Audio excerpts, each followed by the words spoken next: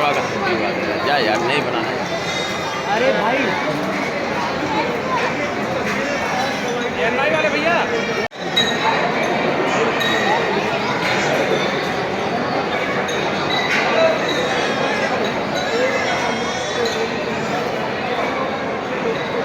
रुक जा भैया रुक जाओ रुक जाइए रुक हाँ? भैया भैया भैया अरे यार अरे यार भी तो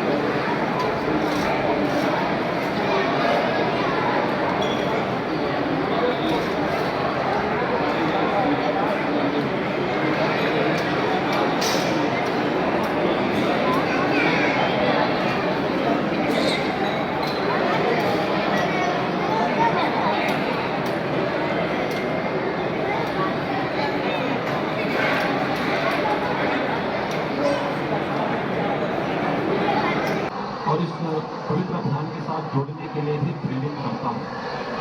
आज महानवमी का यह पर्व 9 दिनों तक आदिशक्ति मां भगवती दुर्गा की पूजा के उपरांत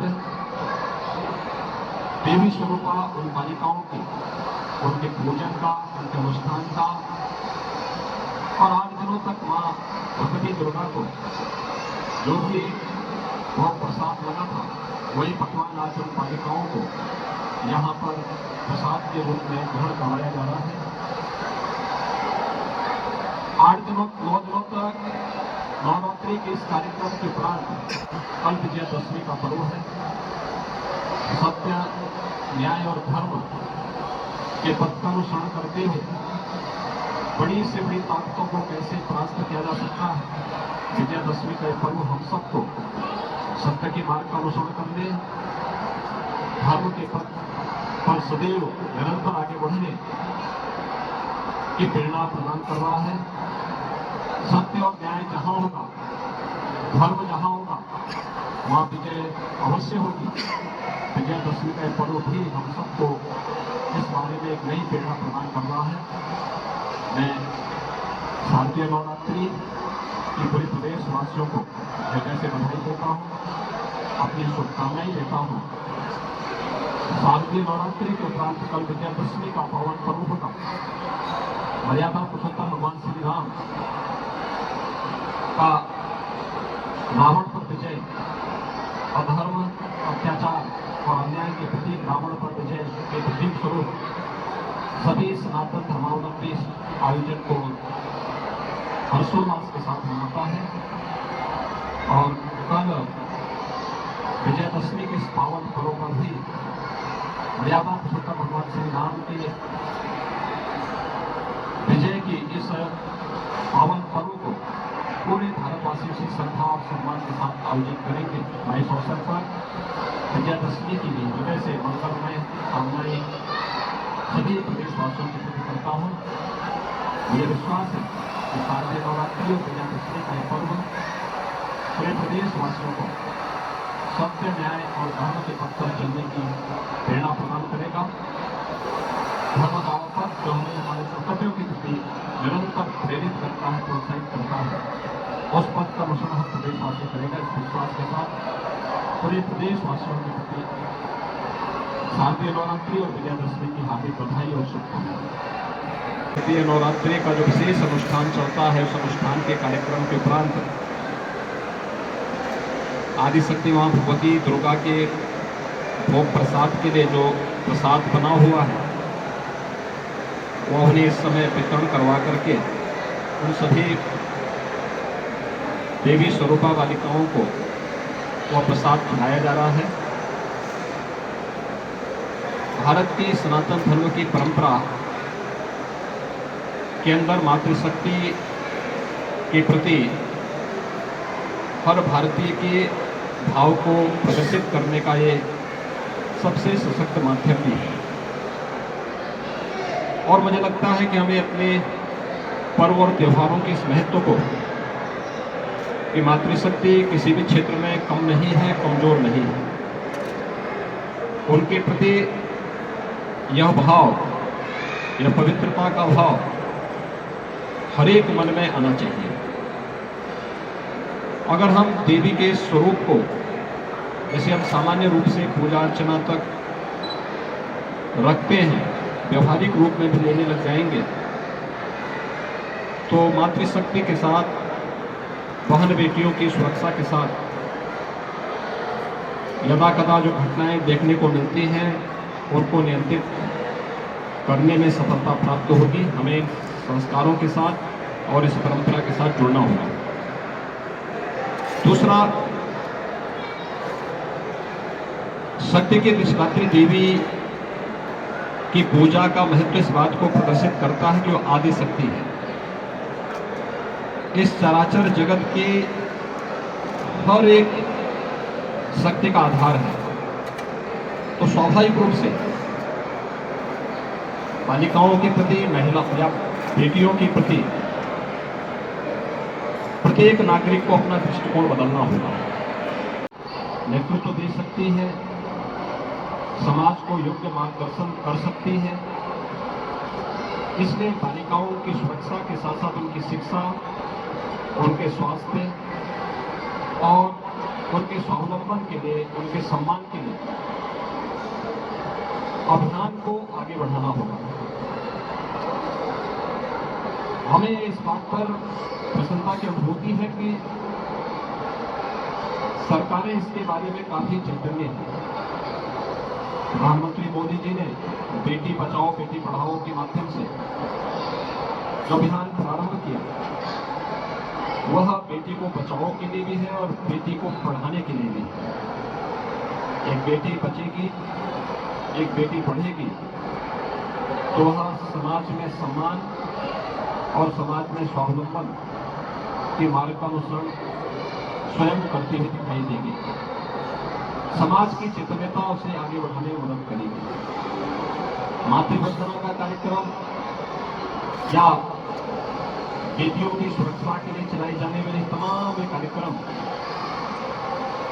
हमें इस दिशा में एक नई दिशा प्रदान करते हैं। प्रदेश सरकार ने भी इस दिशा में बहुत सारे कार्यक्रम उठाए हैं। खासतौर पर मुख्यमंत्री कन्या सुमंगला योजना, जिसके माध्यम से बालिका के जन्म से लेकर के स्नातक तक की शिक्षा के लिए फ्री एजुकेशन के साथ ही उन बालिकाओं के लिए 15,000 के पैकेज की व्यवस्था इस योजना के अंतर्गत प्रारंभ की गई है। 10 लाख से अधिक बालिकाएं अब तक इस योजना से आच्छादित हुई हैं। इसी प्रकार से प्रदेश के अंदर सामूहिक विवाह की योजना के माध्यम से भी उन गरीब कन्याओं की शादी के लिए जिनके अभिभावक इस योग में नहीं है कि वे अपनी बालिकाओं की शादी करवा सकें, इस दिशा में भी प्रयास हुआ है, जिसमें अब तक लगभग 2.25 लाख बालिकाओं की शादी विवाह के कार्यक्रम सफलतापूर्वक आयोजित हुए हैं। मिशन शक्ति का कार्यक्रम उत्तर प्रदेश के अंदर इसी अभियान का हिस्सा है। यह मातृशक्ति की सुरक्षा, उनके स्वावलंबन और उनके सम्मान से जुड़ा हुआ एक ऐसा अभियान है जो हर उत्तर प्रदेश वासी को जागरूक करने और इस पवित्र अभियान के साथ जोड़ने के लिए भी प्रेरित करता हूं। आज महानवमी का यह पर्व, आज नवमी तिथि है। आदिकाल से भारत के सनातन धर्म की परंपरा वर्ष में 2 बार आसन कार्तिक नवरात्रि और शारदीय नवरात्रि के आयोजन को शक्ति की अधिष्ठात्री देवी के पूजन और अनुष्ठान के रूप में आयोजित करती आ रही है। हजारों वर्षों की इस विरासत पर हर भारतीय को गौरव की अनुभूति होती है। वर्ष में 2 बार यह अवसर आता है जब हम अपने समाज को उस सभ्यता, उन संस्कारों और उस संस्कृति के साथ उसका एहसास कराते हैं कि मातृशक्ति का हमारी परंपरा में क्या महत्व है। और आज हम सबका सौभाग्य है कि शारदीय नवरात्रि की नवमी की तिथि देवी स्वरूपा कुमारी कन्याओं के पूजन का पावन अवसर है। ये मेरा सौभाग्य है कि गोरक्षपीठ की इस परंपरा में कुमारी कन्याओं के पूजन का ये सौभाग्य आज पुनः मुझे प्राप्त हुआ है। सैकड़ों की संख्या में देवी स्वरूपा बालिकाएं यहाँ पर उपस्थित हुई हैं। अभी उनके पूजन का कार्यक्रम यहाँ पर संपन्न हुआ है। उन लोगों के लिए 9 दिनों में यहाँ पर शारदीय नवरात्रि का जो विशेष अनुष्ठान चलता है, उस अनुष्ठान के कार्यक्रम के उपरांत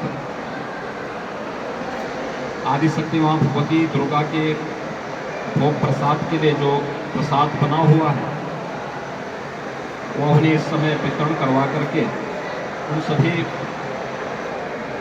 देवी स्वरूपा बालिकाओं को वह प्रसाद खिलाया जा रहा है। भारत की सनातन धर्म की परंपरा